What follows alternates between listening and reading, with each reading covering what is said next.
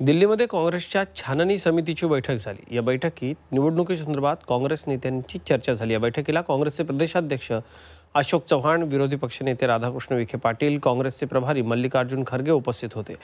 या बैठकीत लोकसभेच्या नगरच्या जागेबाबत चर्चा झाली। नगरची जागा काँग्रेसला देण्याबाबत अशोक चव्हाण आणि मल्लिकार्जुन खरगे पवारांशी चर्चा करणार असल्याची माहिती विरोधी पक्षनेते राधाकृष्ण विखे पाटील यांनी दिली आहे।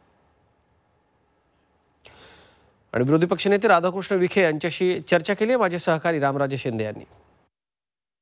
राधाकृष्ण विखे पाटील जे आपल्या सोबत आहेत। विखे पाटील साहेब, 2 तास मॅरेथॉन बैठक झालेली आहे। किती जागावर चर्चा झालेली आहे? बहुतेक सर्व जागेवर चर्चा झाली। मुंबईची फक्त आज चर्चा होऊ शकली नाही, कारण मुंबईच्या अध्यक्षांना जावं लागलं, परंतु सकारात्मक चर्चा झालेली आहे आणि बहुतेक मला वाटतं एक पुढच्या आठवड्यात त्या संदर्भात निर्णय होईल।